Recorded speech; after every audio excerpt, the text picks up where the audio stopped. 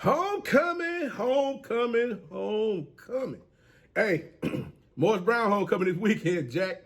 Yes, sir. The folks will be piling into the city, boy. We're going to have a good time.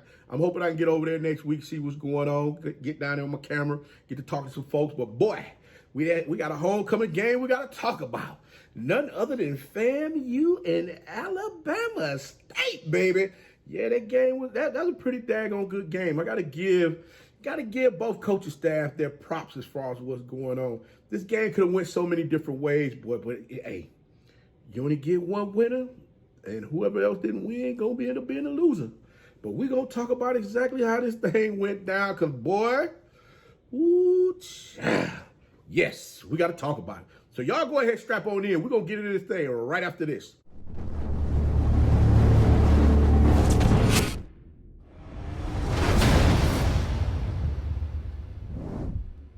What's your favorite coach back at it again? 10 toes down, about to tell you how it all went down. This is Tomorrow League Sports Network with your host, Coach Walker. If you're new to the channel, please like, share, subscribe. Hit that notification bell so you can come on in. Don't forget, you can follow us on all social media platforms. The links are listed down below in the description. So without further ado, we're going to go ahead and get on in this thing and talk about what we seen yesterday, because I'm going to tell you right now, Alabama State field goal, field goals was I'm going to say the demise. I'm about to say the other word. I'm going to say the demise to getting that win yesterday. I mean, y'all got your field goal kick blocked by FAMU. I mean, look, on defense, I got to keep this thing a buck. Alabama State threw the kitchen sink at Richardson yesterday. I mean, all I can say is this. They confused that young man several times yesterday. They ran they lined up two defensive linemen, against FAMU, and then they had whoever else that was going to rush. They sent them at the last minute. I mean, got to get a defense coordinator over there, Alabama State. Got to give him his props. How he changed up some stuff on FAMU, having them guessing in the beginning to see exactly what's going on.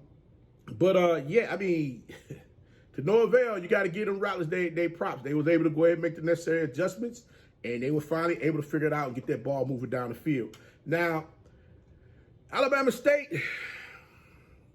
Y'all kept Richardson from getting on that. Y'all kept Richardson from getting on the edges, trying to get out there and make some things happen as far as throwing the ball down the field. Things got a little cuckoo out there for a minute or two there. Alabama, like I said, Alabama State, they got some playmakers over there. Scarsborough over there on that defensive side of the ball. I apologize. I forgot about that young man. Dozier and the other linebacker out there. They played some ball. The big fella up front on the defensive line. Oh my God. Hey, they came to play. I got to give Alabama State their props. They did come to play in this game. They weren't playing no games. Hose Claw running that ball. Oh, Jesus. That kid there's nice. Woo! That kid there's nice. But, I mean, that young man played with a chip on his shoulder, letting everybody know he was not going to go down easy. If you cannot make a tackle on that young man out in open space, you can forget it. He's gone. He's gone. Like I stated, you're gonna look at the back of his jersey. He's to the house with that thing. He actually got stopped. I think it was on the 2-yard line, and they finally able to come back and punch in for 7 points.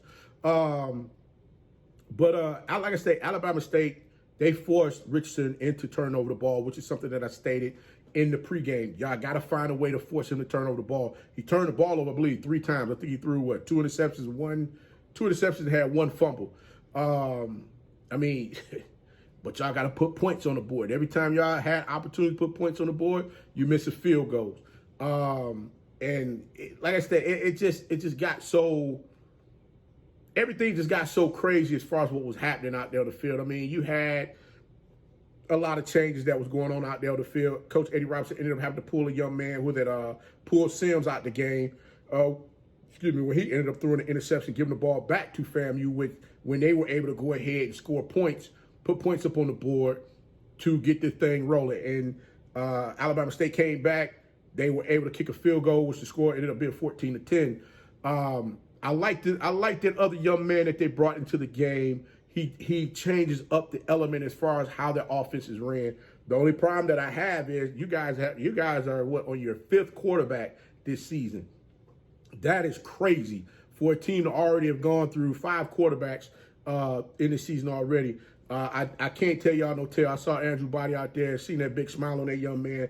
I show hate that the young man was not out there on the field playing in this game against FAMU. That would have been a damn good matchup between him and Richardson to see those two duel it out, to see which quarterback was going to lead their team on the victory.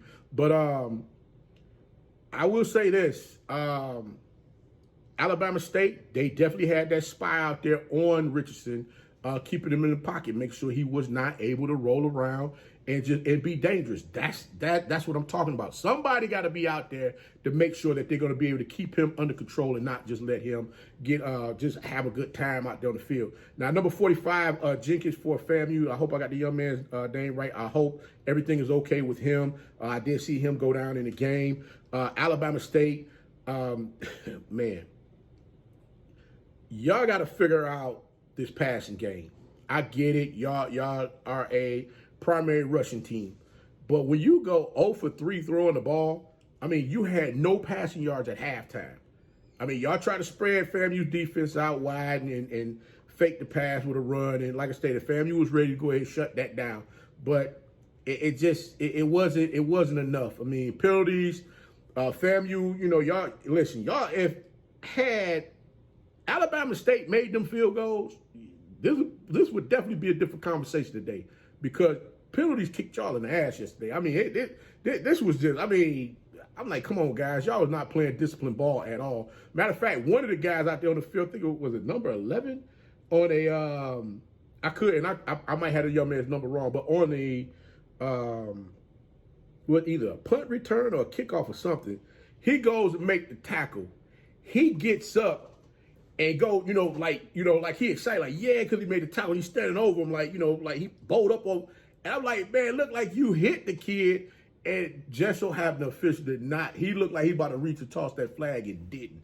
I'm like, bro, y'all don't calm this mess down, but y'all gonna have yourselves some serious issues when it comes down to really getting into some serious play, and the game is on the line as far as with the team. Alabama State brought Kareem Key out there brought him out there into the game for him to try to help them get that passing game going.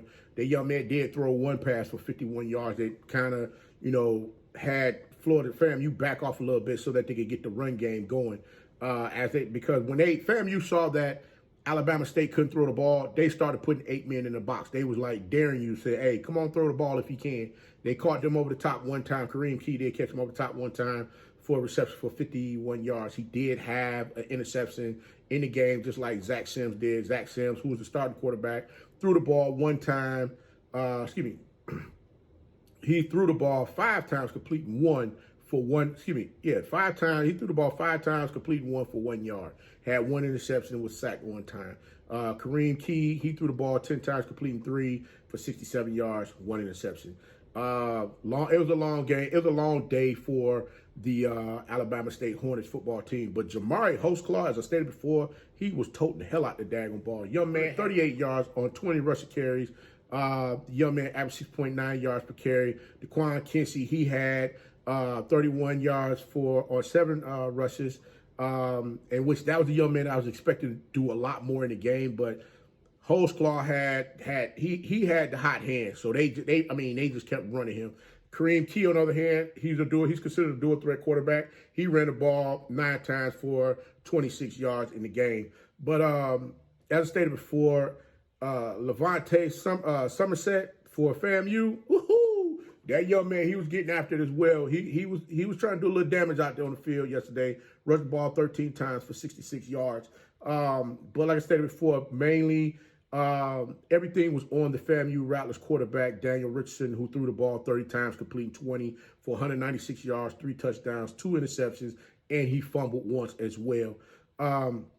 This game, like I stated, was one that just it came down to who can get the stop. Out of state, they could not slow down Acion Cobb. That young man had 2 touchdown passes on the game, 3 receptions, 49 yards.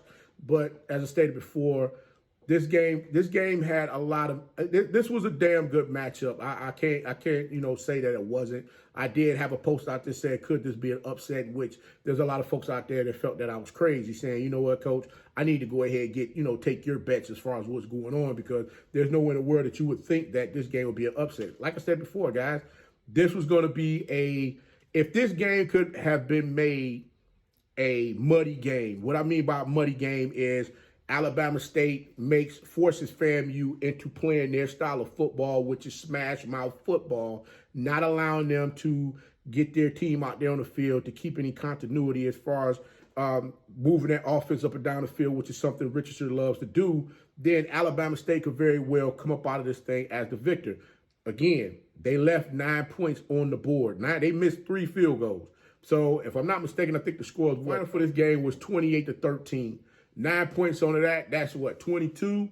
So again, looking at it from the standpoint of if Alabama State was able to play from ahead, what style defense would they have been playing against FAMU at that time had they made those field goals? Now, let's keep it real here for a second. FAMU left some points on the board as well because they were driving down the field when Daniel Richardson either fumbled the ball or threw an interception. So you're either talking about 9 points for them or 21 points. So that's the type of thing that I'm looking at here between these two teams. Again, Alabama State, they definitely got some playmakers over there that can, get out here and make some things happen. And again, we're just midway through the season. That's the first conference loss for Alabama State. So we're going to see how they bounce back. They play Mississippi Valley State next week. And then I believe the following game, they play Alabama A&M in the McDonald's Magic City Classic. So we're going to see how all of that takes place as well. But all I can say is this, Alabama State, if y'all ever find a running game, and I ain't talking about when Andrew Body comes back off of being injured, y'all turn him into a daggone runner, y'all could very well be dangerous if y'all keep, getting the athletes over there in the program that's going to be able to solidify both the offense and the defensive side of the ball at, the linebackers, defensive ends, things of that nature. Again, y'all got some guys that's over there that was coming up the field, making some stuff happen. I almost said the S word. Y'all have some folks coming up the field, make some things happen, especially them defensive ends. I love how they kept everything inside. They forced Daniel Richardson inside. It was almost like, it felt good, that some folks was, hearing Coach a little bit of fire, what's going on. I'm just patting myself on the back for a little bit. But forgive me, it's okay. I'm just having a good time with this thing. But I'm just, we're going to see how everything, shapes up in the coming weeks because next stop for, the next game that's going to really be that one is going to be on November 16th. Against Jackson State, which is going to be the blackout game. That's going to be in Montgomery, Alabama. So we're going to see how all of that takes place between those two teams because it's going to be a lot on the line. And Jackson State would have played FAMU by that time. So we're going to see. We're going to see. But, guys, congratulations to FAMU on keeping that thing rolling. They got a makeup game coming up against Alabama. Alabama A&M later on in November. FAMU got they got a week off. Wow. So both Jackson State and FAMU have a bye week next week. So those two will meet up October 19th in Jackson at 3:30. That's going to be a daggone good game, boy. We're going to see how everything shapes up with these two teams between now and then. Folks get their athletes back together that's injured.